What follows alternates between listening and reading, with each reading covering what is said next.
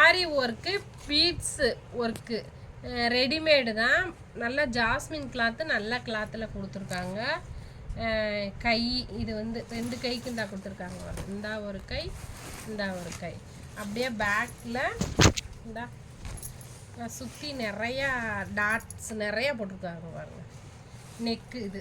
அதுக்கப்புறம் இது வந்து முன்கழுத்து. நல்லா சிம்பிளாக நல்லா இருக்குது. ரேட்டும் வந்து நம்ம பட்ஜெட்டுக்குள்ளே இருக்குது. இதில் வந்து இது வந்து ராமர் க்ரீன் கலரு.